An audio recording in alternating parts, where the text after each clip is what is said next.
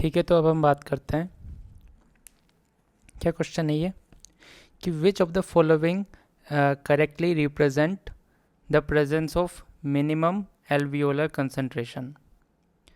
Which of the following correctly represents presence minimum alveo which of the following correctly represent the presence of minimum alveolar concentration मतलब MAC of volatile anesthetic agent in the following age group। क्या क्या answer है इसका कि जो MAC होता है minimum alveolar concentration of volatile anaesthetic agent is greater in infant than in neonates and adult. So the order of sequences infant में सबसे ज़्यादा होता है, फिर नियोनेट और फिर अडल्ट।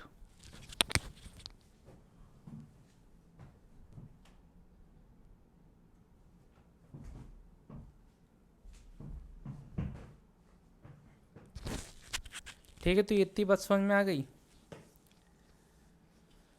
एमएससी सबसे ज़्यादा किसके अंदर होता है? इन्फेंट। जो छोटे बच्चे होते हैं वो सबसे ज़्यादा मैकडोनल्ड्स के वो खाते हैं बर्गर, ये याद रखो।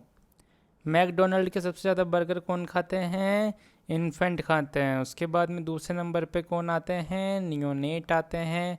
और सबसे ज़्यादा कम बर्गर कौन खाते हैं? मतलब मैकडोनल्ड के एडल्ट सबसे कम खाते हैं। ठीक है। The instrument shown in the image is not used for which of the following.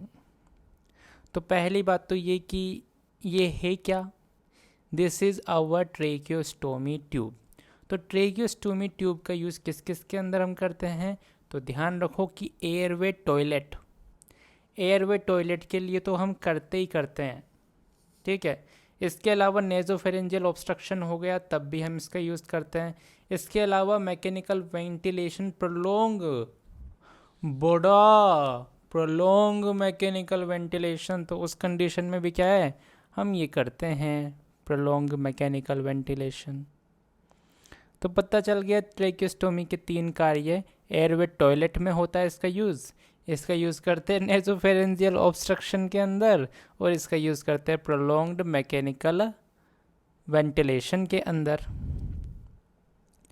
अगला क्वेश्चन यह है कि indication of rapid sequence intubation के इंडिकेशन बताइए आप।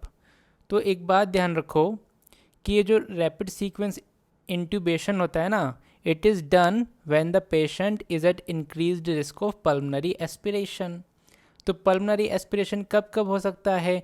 जब आपका स्टमक फुल हो, जब आप प्रेग्नेंट हो, जब आपको इंटेस्टाइनल ऑब्स्ट्रक्शन हो, जब आपको हाइटस हर्निया हो, या फिर आपको मोर्बिड ओबेसिटी हो। तो इन सभी कंडीशंस के अंदर आपको पल्मनरी एस्पिरेशन के चांसेस बढ़ जाते हैं। तो ऐसी कंडीशन में हम रैपिड सीक्वेंस इंट्यूबेशन करते हैं। कब कब करते हैं? जो भी चीज़ आपको मोटापे की ओर ले जाती है, जैसे कि प्रेगनेंसी हो गई, फुल स्टमक हो गया, हाइटस हर्निया हो गया, इंटेस्टाइनल ऑब्स्ट्रक्शन हो गया, या फिर कह दो मोर्बिड ओबेसिटी। ये क्या कर रहा है इसके साथ?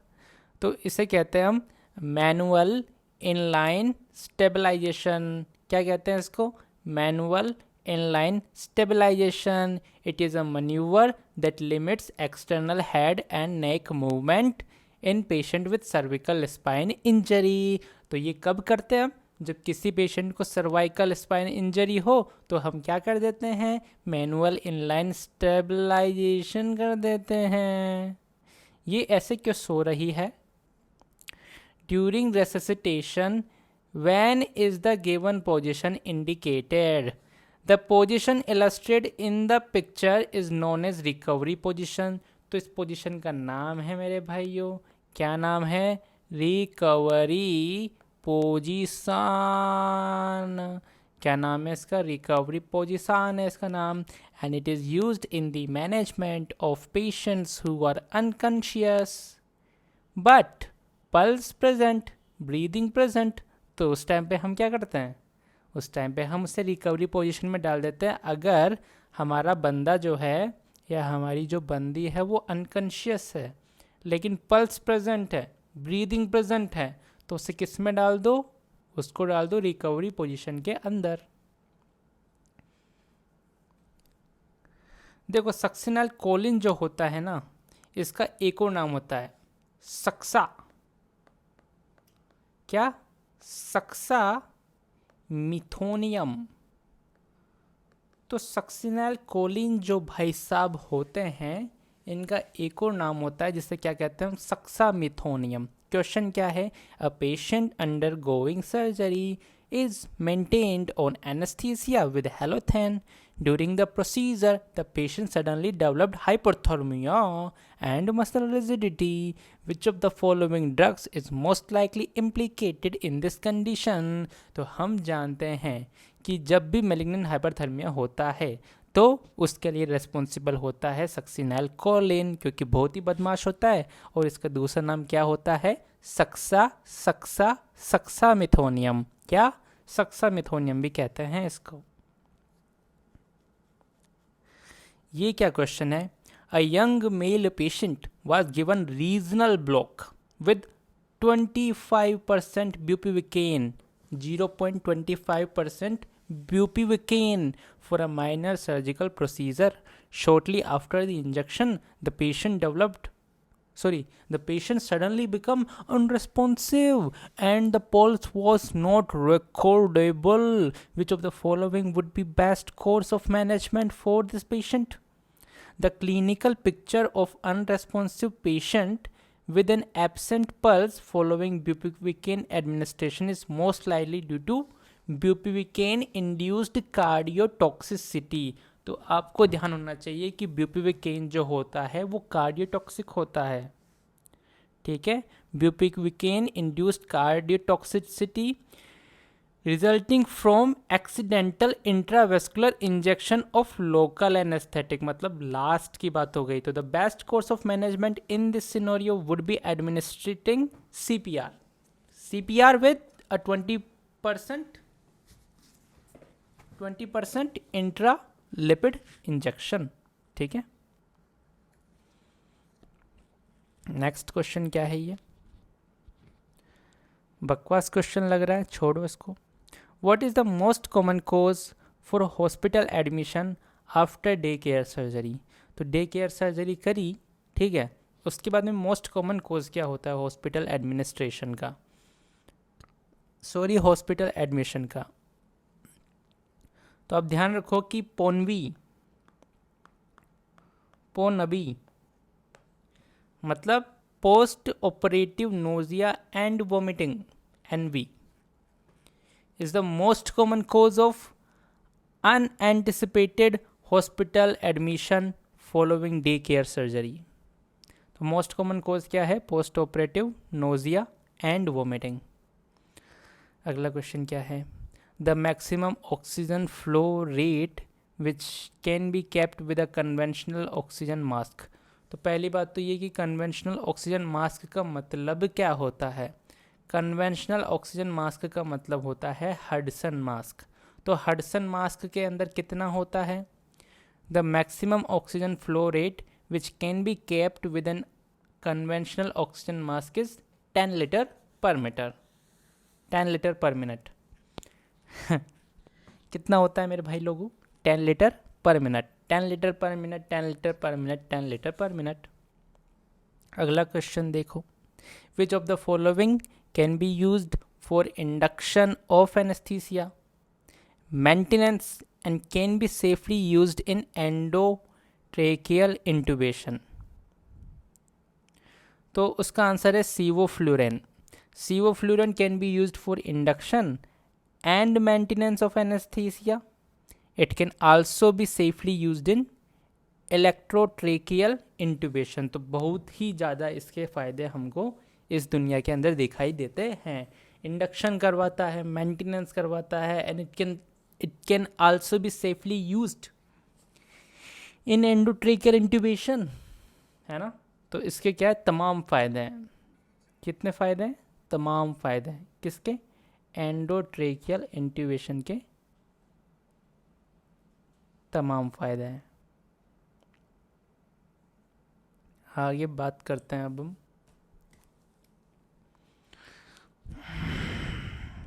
Which of the following investigation provide the most accurate prognostic information with respect to predicting risk of perioperative cardiac complication. Perioperative cardiac complication. Among the given investigations, dobutamine stress echocardiography provide the most accurate prognostic information with respect to predicting risk of preoperative cardiac complication. तो पेरीऑपरेटिव cardiac complication होगी या नहीं होगी, तो उसका एक prognostic factor की तरह यूज़ करना है, हमको जानना है ऑलरेडी. तो हम यूज़ कर सकते हैं डोबिटामिन स्ट्रेस इकोकार्डियोग्राफी. क्या कहता है? Dobutamine stress echocardiography. Next question, what is the mechanism of action of the curare group of muscle relaxant. तो कुरारे ग्रुप तो हम जानते हैं क्या होता है. एट्राक्यूरोनियम, वैनक्यूरोनियम, पैनक्यूरोनियम, रोक्यूरोनियम. तो ये कहलाता है कुरारे ग्रुप. और कुरारे ग्रुप कैसे काम करते हैं ये? Curare group of drug include non depolarising neuromuscular blocker. ठीक है, ये कॉम्पिटेटिवली क्या करते हैं? ब्लॉक करते हैं binding of acetylcholine to its receptor. Depolarising कौन होता है? सक्सिनैल्कोलिन होता है. Which among the following IV anesthetic does not cause myocardial depression? तो देखो, इटोमिडेट बहुत अच्छा होता है कार्डियक कंडीशंस के अंदर. इटोमिडेट is a short IV anesthetic agent that does not cause myocardial depression. Itomidate is the most cardiac stable IV agent due to its lack of effect on the sympathetic nervous system and on the function of baroreceptor. Hence, etomidate is the IV agent of choice in patient with coronary artery disease, cardiomyopathy and cerebral vascular disease. तो कौन किसका use करेंगे हम? etomidate का. Which of the following is not used for induction of anesthesia in pediatric patients? तो pediatric patients में क्या नहीं देते हैं? तो ध्यान रखो कि पीडियाट्रिक पेशेंट के अंदर डेसफ्लोरेन नहीं देते हैं, देसी फ्लोरेन. तो देसी फ्लोरेन किसको नहीं देते हैं? जो पीडियाट्रिक पॉपुलेशन होती है उसको नहीं देते हैं. काहे नहीं देते हो बउआ? तो डेसफ्लोरेन जो होता है वो एक हाईली पंजेंट गैस होती है. ठीक है, एंड इट कैन प्रोड्यूस लैरिंगोस्पैज्म. ठीक है, if it is used for inhalational induction, hence it is not used as an induction agent. ठीक है, तो बच्चों के अंदर इसीलिए हम सीवोफ्लोरिन नहीं देते हैं क्योंकि बहुत ही पंजेंट गैस होती है इसके अंदर, और अगर इनहेलेशनली इसको दिया जाए तो it can cause laryngospasm. Which of the following agent does not elicit pain on injection?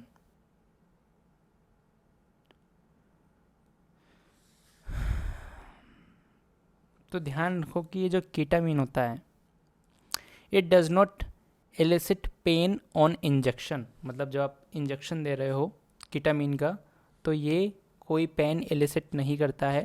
Instead it produces profound analgesia. क्या? Profound analgesia. तो ये एक खासियत होती है कीटामीन की कि पेन तो नहीं देता है बट पेन से निवारण जरूर देता है इंजेक्शन इसका कीटामीन का. ठीक है, तो कीटामीन का इंजेक्शन लेते रहो जब तक है जान. Which among the following is most commonly use to monitor the depth of anaesthesia. अगर आपसे पूछा जाए डेप्थ ऑफ एनेस्थीसिया को मेजर करना है आपको, तो उसके लिए यूज़ करते हैं बाई स्पेक्ट्रल इंडेक्स का. किसका? बाई स्पेक्ट्रल इंडेक्स का. It is the most commonly used method to monitor the depth of anaesthesia. Is it clear? आगे की बात करते हैं. What is the mechanism of action of curare group of muscle relaxant. तो वही simple question है. ये क्या होता है? कॉम्पिटेटिवली ब्लॉक करते हैं binding of acetylcholine to its receptor. Curare के अंदर कौन कौन आते हैं? ये सब आते हैं. एट्राक्यूरेनियम, सिस्टाक्यूरियम, वैक्यूरियम, रोक्यूरोनियम, पैनक्यूरोनियम, डॉक्साक्यूरोनियम, पाइपाक्यूरोनियम. तो ये तो रिपीटेड क्वेश्चन हो गया है ना. Identify the मैलम party class of this patient. तो मैलम पार्टी इंपॉर्टेंट है ही. देखो, अगर कुछ भी नहीं दिख रहा है ना, सिर्फ और सिर्फ जीभ दिख रही है इस दुनिया के अंदर तुमको, तो वो हो गया सॉफ्ट पैलेट नॉट विजिबल, इसे कहते हैं क्लास 4। ठीक है, ठीक है, इतनी बात समझ में आती है, इतनी बात समझ में आ गई।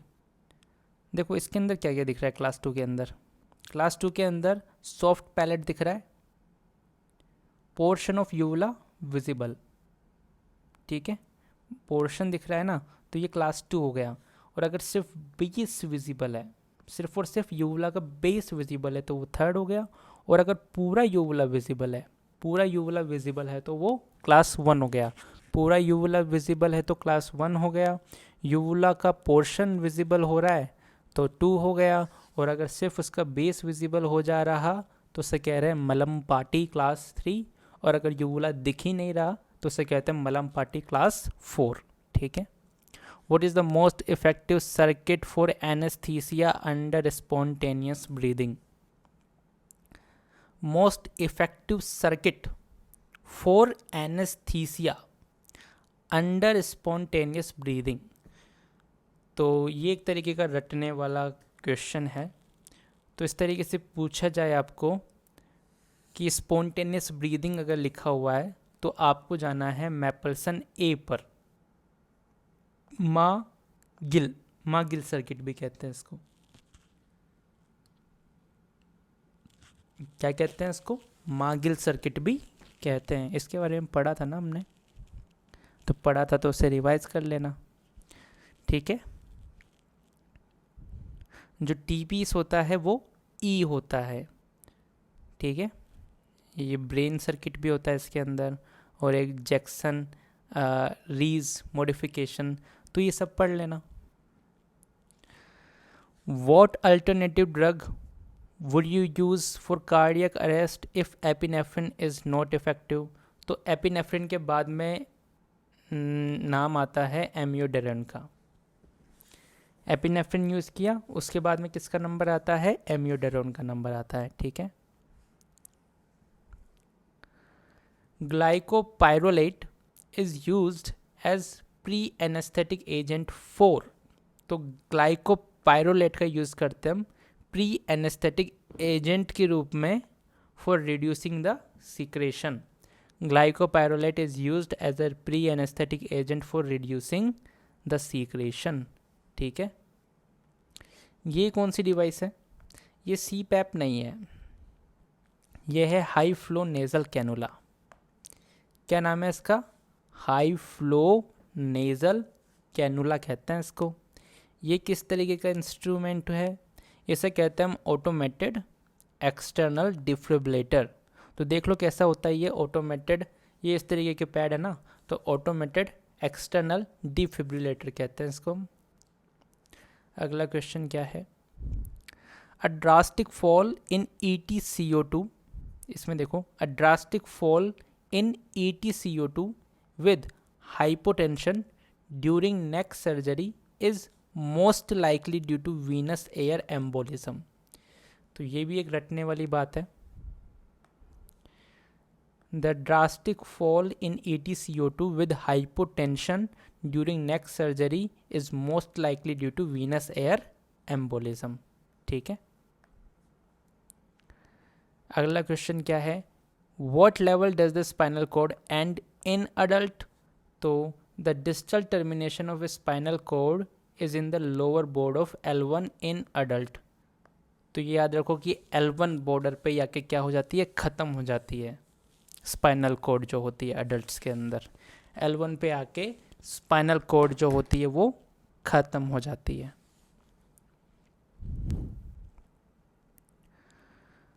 Contraindications of morphine. तो मॉर्फिन कब कब नहीं लेना चाहिए आप भाई लोगों को? अगर आप भाई लोगों को अस्थमा है जो कि एक रिवर्सिबल ऑब्स्ट्रक्टिव डिजीज़ होती है, या फिर एम्फाइसीमा है जो कि इरिवर्सिबल ऑब्स्ट्रक्टिव डिजीज़ होती है ना, या फिर रीनल फेलियर है, किडनी ख़राब है, या फिर हेड इंजरी है, तो इन तमाम कंडीशंस के अंदर जो मॉर्फिन होता है या कह लो ओपियोइड जो होता है वो कॉन्ट्राइंडिकेटेड होता है। Which of the following is not a contraindication to the use of morphine? तो ब्रोंकियल अस्थमा तो होता है, रीनल फेलियर भी होता है, एम्फाइसीमा भी होता है, लेकिन अक्यूट एमआई जो होता है वो कॉन्ट्राइंडिकेशन नहीं होता है किसका, मॉर्फिन का। अगला क्वेश्चन है, a patient who was on ventilator and being ventilated for past few days suddenly pulls out of the endotracheal tube, what is the next step of management? उस कंडीशन में हम देखेंगे watch for spontaneous breath and re intubate if needed. Well this is all done.